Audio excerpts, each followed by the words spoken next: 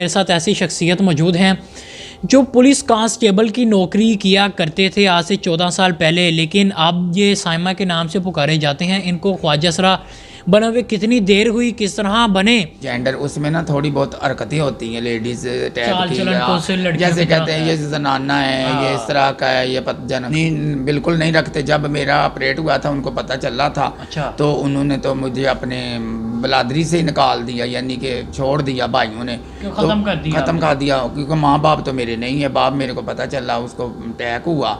अस्सलाम वालेकुम नाज़रीन, सिटी पॉइंट के साथ आपका मेज़बान हैदर अली हाज़िर खिदमत। नाज़रीन, आज मेरे साथ ऐसी शख्सियत मौजूद हैं जो पुलिस कांस्टेबल की नौकरी किया करते थे आज से 14 साल पहले, लेकिन अब ये साइमा के नाम से पुकारे जाते हैं। इनको ख्वाजा सरा बने हुए कितनी देर हुई, किस तरह बने?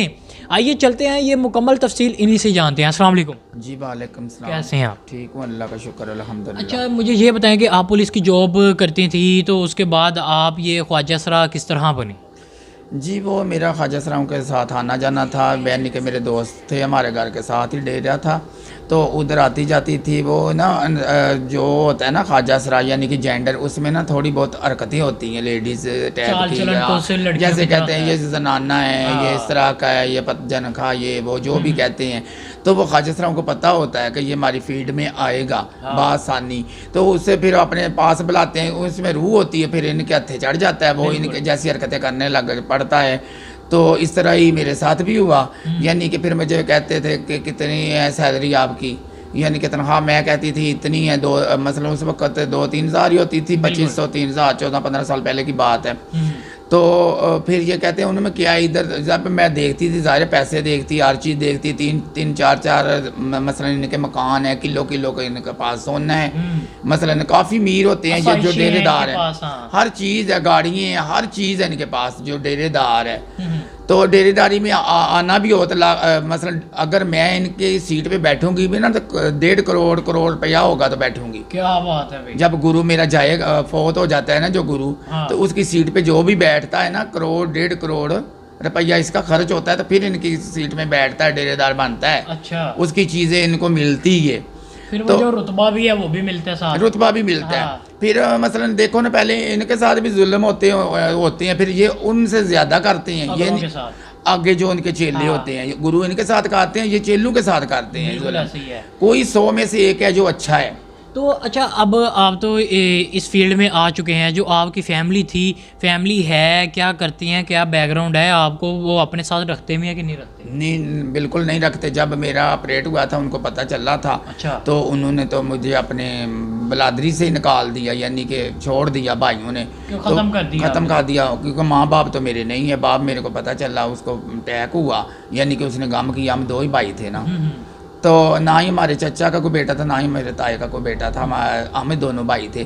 तो ज़ाहिर है इतना बड़ा हादसा हो जाए तो समझो ये तो वो तो कहते हैं हमारे लिए तो मर गया है, यानी कि मरने वाली बात हो गई, नस्ल तबाह हो गई। कुछ लोग ये भी सोचते हैं ना कि बर्बादी हमारी, ये बिस्ती की बात है, इंसल्ट की बात है। जी यही तो कह रही हूँ कि बिस्ती समझते हैं, भतीजे भांजे कोई भी नहीं हमें मुँह लगाता। अम्मी खुशी में नहीं मुझे बुलाते, यानी कि मैं अपने बाप के मुँह भी नहीं देखा। क्या बात है। अच्छा, आपने अपने वालिद का मुंह भी नहीं देखा, तो कभी आपने रब्ता करने की कोशिश की हो या उन्होंने की हो कि आपने माफ़ी मांगी हो? जिस तरह अब आप हिदायत पे आ गई हैं, तो इस तरह अगर आपने अपने घर वालों से रब्ता करने की कोशिश की हो?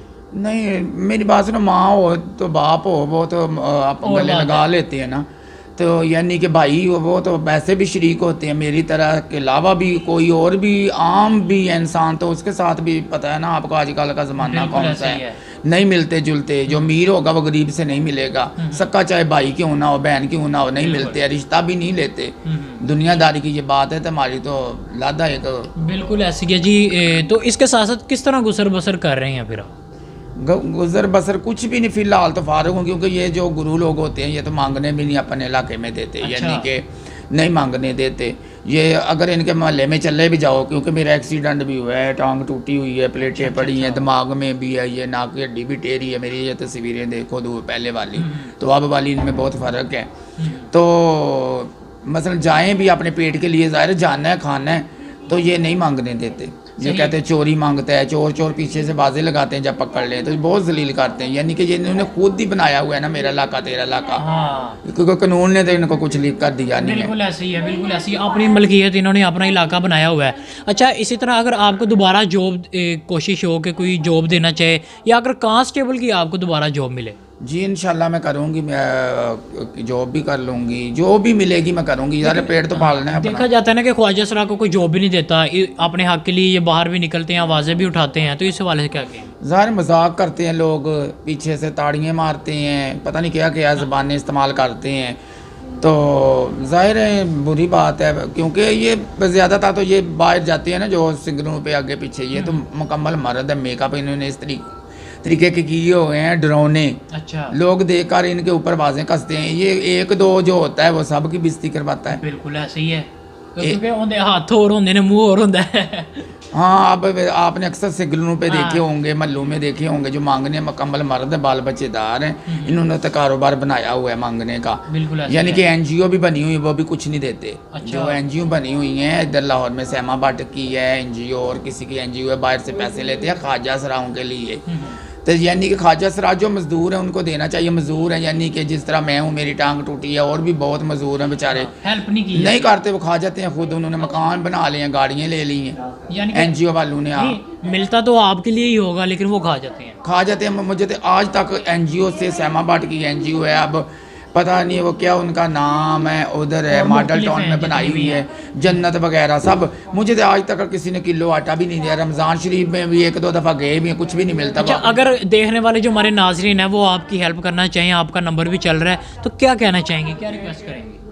तो उनकी मेहरबानी होगी, बच्चों को दवाओं देंगी। अब तो मैं किसी पास से की नहीं रही है, जॉब भी गई है, अब घर में भी मेरा नहीं, किसी के पास रहती हूँ, कुछ आमदनी का नज़रिया नहीं है। तो कर देंगे तो ठीक है, उनकी मेहरबानी है। अब मैं ज़बरदस्ती से किसी से कह नहीं सकती। बिल्कुल ऐसी है जी नाजरीन, बिल्कुल इनकी बहुत अच्छी बात है कि जो इनकी हेल्प करना चाहता है, इनका नंबर चल रहा है, इनकी लाजमी हेल्प करें, क्योंकि इनका यही कहना है कि अब मैं बुरे रास्ते पर अगर चल रही थी, अब हिदायत के रास्ते पर भी आ गई हूँ, मैंने वो सब काम छोड़ दिए हैं, लेकिन जो मेरे साथ हादसा हो चुका है, अब ना मैं इधर की रही ना उधर की। इसी मैसेज के साथ कि अपनी आने वाली नस्लों को बचाया जाए, इसी के साथ मुझे मेरी टीम को दीजिए इजाज़त। अल्लाह हाफिज़।